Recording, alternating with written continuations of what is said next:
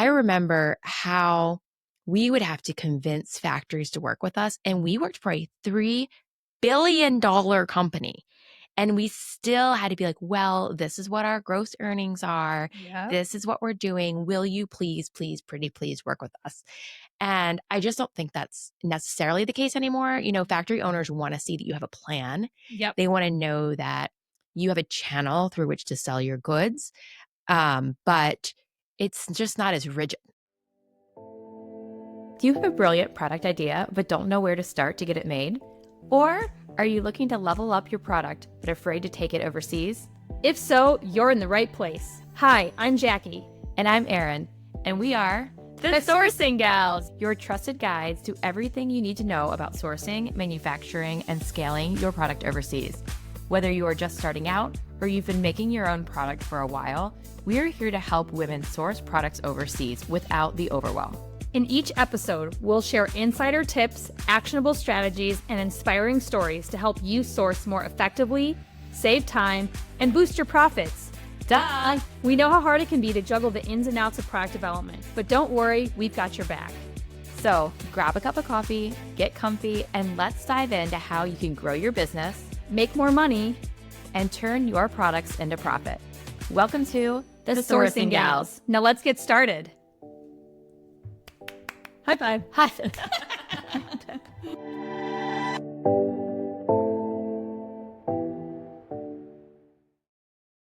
Welcome back to another episode of The Sourcing Gals. We are here for episode 16. What? We are talking about why there has never been a better time to launch a product. Truly. And not just because we're biased. I mean, a little bit. But in reality, there are so many opportunities for product-based businesses to succeed right now. So if you've ever been thinking that the market's too saturated or you're too late to the table or it's too expensive, like the barriers to entry have never been lower. Yes. And I know a lot of people will say, well, there's a lot of people in this space of a market that I'm trying to, come into. It's like, but why are you trying to create a product then? There's got to be something missing. And there usually is, yes, it's because XYZ doesn't serve this thing. And I'm like, okay, so there you go. Like there's the space, right? There is the space for you to exist amongst a world of products. And we'll talk about that a little bit later too. But first, I want to talk a little bit about the before. Yeah. Before now. So anytime before now, yesterday, just kidding. When I started in my first retail job in 2005, we were still faxing our daily correspondence with factories. Can you explain what faxing is? I feel like some people listening might not even know. I'm just kidding, but for real. Well, yeah, it's like a phone number machine and you put in a piece of paper and it scans it and sends a picture over to somebody else's phone number machine that prints out a piece of paper. Well, and I think about, again, before, like right today, I have awesome apps to talk with my factories, like a cell phone on my cell phone, right? I can send videos. I can send images. I can FaceTime them through these apps, right? But back then I had how would you camera? Like we took pictures with digital cameras. And like not even video. Like how would you have sent a video to a factory in 2005? I don't think you would. I think that's why you got on a plane and flew there because literally that was the only way to get something done in a quick amount of time. And I think that a lot of maybe younger people listening would be like, well, that's an exaggeration. But truly, because the cameras had these big memory cards and you can't put them in your computer. And so you would have to I don't even know. Maybe you could webcast back then, but I don't remember doing that. Like, I don't remember that being even an option. We had an email that we would try to thoroughly write and hit send at the end of the day. And then they would write back, which again is still a lot of what still happens, but there was not all these other technology and tools to help create a more robust story with these factories. I guess my point is that it was just so cumbersome. Like maybe you could have achieved it, but it would have taken you hours to take a video, then put it in, then write an email. And now you can take a video and just voice over. Yep. This is not right. Correct this But piece. also, speaking of factories, there was no Alibaba back then. No, I mean, you had to go to and I actually never went to a trade show 20 years ago. So I don't even know what those looked like, to be honest. I think typically people were flying to the countries to go to trade shows, right? Like the trade shows for Chinese vendors were in China, correct. and the trade shows for fabric vendors was in Italy. Like you Yes. had to go to those countries and walk the floor to find your vendor. And that's just, while you can still do that, and we do, and it's amazing. And I highly encourage, if you have the opportunity to go to a trade show where factories are there, and there's quite a few here in the US now, which is amazing, like do it. But you don't have to, is my point Well, here's the in thing. today's. I used to go to trade shows, but I'd also have to have a handler who spoke the language. Very true. So as the world is kind of getting smaller, our digital connection with each other is stronger. Generations are more open to connecting on a digital level. These factories are no longer owned by the boomer generation. In a lot Mhm. of these cases, they're being passed down to the younger generations of the family. So there's a lot more openness to connecting on WhatsApp or WeChat or Alibaba or something of that effect. Yeah, and I think to that same point, it's also giving the factories confidence to be open to running smaller quantities because they see this influencer market. They see this digital space that is continuing as we move into now today's terms. They're seeing that one person can blow up a product. Yeah. And so, I have one factor in particular who's always asking me, have you found the TikToker yet? Have you found the TikToker yet? Because he truly is looking for me to go help find the influencer that I could bring to his factory and like blow up product for, right? Because Yeah. he knows that if he finds that person that has the opportunity, yeah, they might start small, but that sky's the limit if they're doing really well on social. Right, especially because countries all around the world have such similar access to these apps. So Mhm. even in China, even in Italy, they have their own influencers. So when you come to them with a product idea now, they're like, okay. Yeah, Whereas before it would have been like, you're doing what? exactly. You don't have a store. I remember how we would have to convince factories to work with us. And we worked for a $3 billion company. And we still had to be like, well, this is what our gross earnings are. Yeah. This is what we're doing. Will you please, please, pretty please work with us? And I just don't think that's necessarily the case anymore. Factory owners want to see that you have a plan. Yep. They want to know that you have a channel through which to sell your goods. But it's just not as rigid. Yeah. And I think there are so many tools, again, even today, to find those factories beyond the trade shows that you used to have to go to, or actually like flying to meet them face to face. I mean, Alibaba is truly a tool that I use, and I found some great factory partners that So have way. I. And there are some of the apps that you were talking about or platforms you were talking about. Yeah, Import Yeti. And then also I have used Etsy. I found a flat weave towel manufacturer in Tunisia that I used for products a long time ago. And I used them for years. Like they were a great partner. And I even think that I'm trying to think, one of my favorite vendors who I've used at the last three companies I found on Alibaba 5 years ago. Yeah. So, I mean, these tools are there for a reason, and they are business owners and they want to promote their business. They want to service you products. So they are there because they've chosen to get on this platform and market their goods to people like us in the US who have product-based ideas. So there are tools and platforms now, and also ChatGPT. I've had a couple clients recently come to me that are in China and are looking to get in other countries. And I've leveraged chat to ask it, okay, this is the product-based business, this is the category, this is the retail landscape, meaning like the price point that they're trying to get into. What other countries could I be looking at next to just narrow in my search a bit, right? Because if it's something that I've always done out of China and now I have to pivot somewhere else, and chat comes back with pro and con lists of what is great within each country. This country is going to be more affordable for mass market, but they're going to be slower. This one's going to be right. And it literally took it down to the country level and then even down to the region. So, The world's a small place now, and yes. the access to these things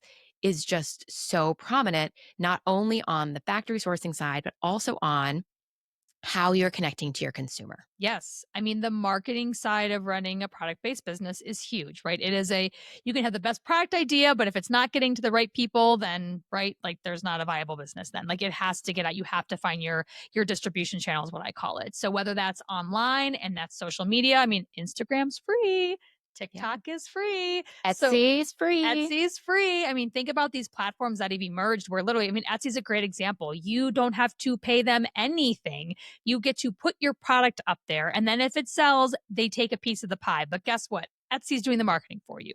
They have this digital platform. They have the search function within their website. So you use the right words, the right keywords that are going to get to the customer that wants your product. It has never been such a great time, again, to have a product based business and be able to promote your brand at a very, very low cost. And I think that possibly because of what I do on a daily basis, my daughter wanted to start an Etsy shop. We went to the store, we got her some stuff to make her, craft that she wanted to do. We got her set up in like an afternoon. I mean, awesome. Just what a world where Yeah. you can stand up a product-based business and As a 9-year-old. 9-year-old. Yeah. Yes. That's amazing. Amazing. I love it. It's the next wave of entrepreneurs starting that young.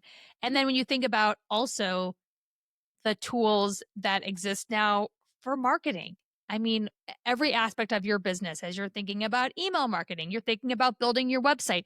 Before, you had to go pay someone to build a website for you. There Yes. really wasn't many And options. they were expensive. Very expensive. And now Shopify, again, I think you get a free 30-day, 90-day trial half the time they have something running like that to test the waters.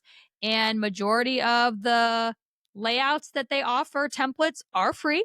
And Right. you can go in and tinker and play. And then if you want to pay a little bit more, you can get a souped up version of a template to have it be even more. So many really big brands run on Shopify Oh, too. 100%. 100%. And then if and when you do want something special made for your website, it's very easy to go outsource to find somebody to, hey, I want this one special feature on Shopify. Great. Go outsource that. Someone will come in, tinker on the back end of Shopify with a little bit of code.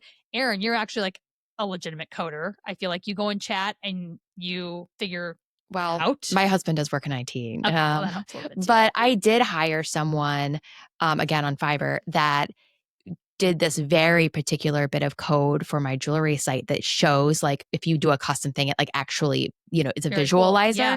And I think that cost me $50. So barrier to entry, low, Low. cost low. Low. And so when we say there's no better reason to start, like we mean it. Yeah. And I think that there was this whole idea before of you didn't have the access, you didn't have the visibility, you didn't have the funds, and all of those things are just non-existent anymore. Yeah, and even okay, let's talk about wholesale for a minute. So, Fair Oh, website yes. has come on hot and heavy. So again, if you are a product-based business and you are open and interested in wholesale, again, for free, no cost, you throw your product onto Fair's website and they will market it to buyers. Now, they take some commission when they're bringing the people to you. But also, if you choose to go reach out to stores on your own, you send them your Fair link and there is no fee. Let's even back that up further. Back in the day, if you wanted to wholesale your product and you needed photos to put on a line sheet or to put on a website, you would have to have a photo shoot. Then you would have to pay a photographer to come take photos of those things, then a retoucher, all of these things, which I have done for my first brand. My second brand, I used AI. There you go. I used AI to do my product photos and they were awesome. And again, it costs me, I think I paid $10 a month for the AI, but I have a funny story about that. So we do sell on Amazon, and there was one product shot that we did not have. I did not have a picture of my evergreen tank top with an evergreen pant. For whatever reason, it just slipped through the cracks during the slipped through Photoshop. cracks of the asset list. So we didn't have that. And we needed it for Amazon because we wanted to have each one featured, faced out.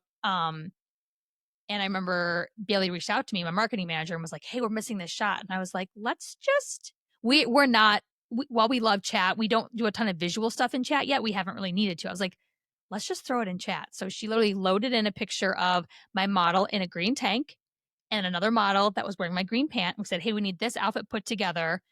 And you would not have known that what generated out of it was not part of my professional photo shoot. Like, scary. That's amazing. I And mean, now that my AI model's up on Amazon, and you would never know the difference. some things you get out of, visual AI have like 6 Yeah. fingers and 2 toes. But that's old school. It's already gone. I feel like that's gone now. Yeah, I agree I with you feel on it's that. moving so fast now. So again, point is there are a lot of amazing apps out there too, which you can even ask chat for the best AI apps for things like photo shoots and marketing tools. So there's just a plethora of information. And again, these things are all very affordable. Very affordable. So we're coming from a perspective of we talk with women every day who have big ideas and like big desires and visions when it comes to their product ideas. And if it's just so simple to take that first step now. And we're here to help. That's why we built this podcast. Yep. But also, we do have a course that our wait list, we don't have the wait list up yet because we're still running the first round of the course, but it'll be up soon. We'll let you guys know. But I think that um, when it comes down to it, we just speak with so many people every day who have big concerns about where to start. And we're both just like get going. Like, let's just Yeah. do it. Because not only are the barriers to entry low from a factory standpoint and from a marketing standpoint, but they're also low from what the customer expects of their product shops these days. So it used to be you had a brick and mortar or you had a catalog. Mm-hmm. And now you can video yourself on a reel. It's all about authentic brands that are selling a product that they believe in and really speaking with someone like heart to heart, head to head on why they need what they have. So authenticity trumps these like manicured big brands these days. There was such a great podcast, and we'll link it in the show notes. But Gary Vee, who's a big marketing guru, and I love listening to his podcasts, he has been very big on the live social selling game. And I'm actually really excited. We have not tapped into it yet for my own brand, but we are going to, and I'm super stoked. So it's basically, TikTok live selling is the one that's really starting to come on hot and heavy. I'm sure many of you have probably bought things on Yeah. TikTok Shop already. So the call or the interview though was so interesting because it just kept talking about people buy from people. People Yes. buy from people. And so what the QVC angle, that's what they've always been doing. And they're super excited. They just launched on TikTok Shop. They're the first 24-hour live selling TikTok Shop, basically. And they're just so excited to bring what they've been doing on TV into this new digital platform, and also where the eyeballs and the demographic are going to be much broader, right? Like they're still targeting that older demo, but bringing it down a little bit, This is actually, it kind of gave me goosebumps just now, a brilliant example of the way that old school retail was and new school retail is going and how a brand bridges that gap. But that's hard for Yeah. these big behemoth brands. Yeah. That's hard for them to pivot like that, but it's easy for a solopreneur or a Totally. small company. Like you can just Totally. decide tomorrow, hey, I'm going to sell on TikTok Shop. I was chatting with a friend slash someone that we kind of go back and forth in regards to helping another business owner who's a product based business owner, and we were actually talking about live social selling. And I said, "Why are you need to be on there?" And she's like, I just it's like getting behind in front of the camera. I said, I get it, but you have a beautiful product and you have a wonderful story, and people need to hear that. Like they need to hear from you. They want to hear from you. Why should they buy your product versus adding to cart on Target, right? And Absolutely. there's reason and there's quality and there's thoughtfulness, and so much has gone into the product that she's launched and created. So I encourage everybody out there. I know sometimes things are uncomfortable, especially when it's a new platform and you're really putting yourself out there. But I think we both have had hesitations even about starting a podcast. 100%. But I think you just got to rip off that Band-Aid and do what's best for you and your dreams. Yeah. And it's always like, well, maybe when this, and like that progress over perfection is like a really big thing I've been trying to break within myself, right? Yes, you hit the nail on the head. I was thinking about that with this concept, is that the perfectionism of the manicured shoot. Yeah. And the beautiful catalogs and these like websites that go on forever. That is, when it comes to live social selling, when it comes to Instagram selling, that's not important. No, they want realness. The most real messy Instagram posts that we do get the most likes and get the most comments. Like we can spend an hour on a curated post for it to maybe get 300 views, 400 views, and then the funny, messy, just reality of it all, all of a sudden like, oh, we're in the thousands for that one. Like, but it makes sense though, right? People want authenticity. They want to see themselves. They want to see, oh, not everything is perfect. Not everything is curated because that's not life. It's not reality.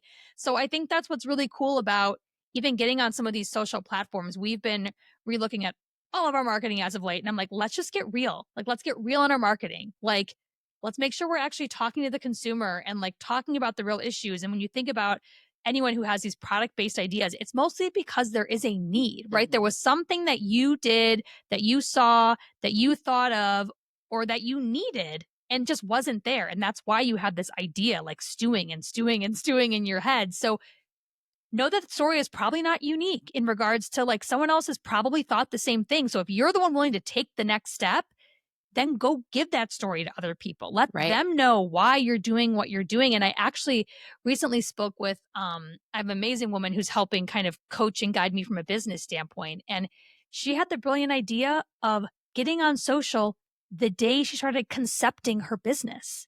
Like Wow. concept phase through the entire building of her product. She had tens of thousands of followers before she even launched. You know why I love that and why it kind of gives me a little bit of like regret / kicking my own ass / amazing for her is that as someone who comes from very structured corporate retail, I'm like, you don't show them how the soup is made. That's like a no-no. Yeah. Nobody wants to see behind the scenes. You don't show them the messy background. Yep. They'll run away. Mhm. But that has been proven not to be the case. And it's like really a shortcoming of mine that I need to overcome, which is that if it's not perfect, it doesn't mean there's not a place for it. Like I can come to the table as I am and sell my product, and that is great. Yeah. And I think, again, people want to see the people behind a product. I think we, for so long, a lot of products that we lived with were not solo owned, right? They were from corporations, they were from these mega behemoths. So there was never a face behind it. But that's changed so much. So much. And I know a lot of us want to buy from smaller scale companies. We don't necessarily want to buy. I know you have made a pretty big stand and you are no longer buying from Yeah. Amazon, from Target, I mean, you've Yeah. really done an amazing job of trying to support local whenever you can. Small business. And even if it's a product that I know that I can just like run to Target and buy, I'll see who else has it. Yeah. So I've been at Half Price Books quite a lot recently, Yeah. places like that. But even I'll give an example. My son like loves monster trucks. He loves monster trucks. And we used to just like hop on Amazon and buy him a $5 monster truck. And now I'll just go to the monster truck website itself. I think it shows though that you are trying to buy from real people. And so, yeah, it's great because all in all, in this day and age, the barriers to finding a factory are very low. Yep. The barriers to building a site online, incredibly low. Yep. The barriers to coming to the table, manicured and airbrushed and perfected, very low. So that's the exact time. All those barriers are low. So Yep. just hop right on over. Yeah. And let's do it. Yeah. Let's launch the product. Yeah. Let's get it because it is very exciting. We have been chatting with a lot of product-based founders as of late that are doing it. And it's really cool to watch. It's really It's cool to moving. watch. It's moving quickly too. Yeah. Yeah. Big things are happening. So come on over. Jump right in with us. Come on over. Come on over, baby. Was that Christina Aguilera? That was. Okay. Just a little throwback. All right. Well, I think this has been a fantastic episode. We just wanted to impress upon everybody how accessible it is these days. This is one of the reasons we wanted to start this podcast too. And so if you've ever been sitting there just thinking, should I, shouldn't I? Should I, shouldn't I? The answer is yes, you should. Yes. Yes. Yes. Yes. So I hope you all really got something from this episode. We are going to stick those links in the show notes we talked about earlier. But in the meantime, let us know. Like hop into our YouTube comments or DM us on Instagram. Tell us the product you're wanting to start. Yeah, I want to hear. We have actually with our course launching, we've had a couple people reach out that are willing to share with just us, closed group here, what their product ideas are. And they're just brilliant. Like they are filling needs that don't exist. Yes, you showed me one on the computer earlier and it like gave me goosebumps. It was so perfect. Oh, I know. So we want to hear what your ideas are. We want to help support in any way that we can. So keep thinking, keep dreaming, and then let's do. Yeah. So thank you for joining us on this episode of The Sourcing Gals. We'll see you again next time.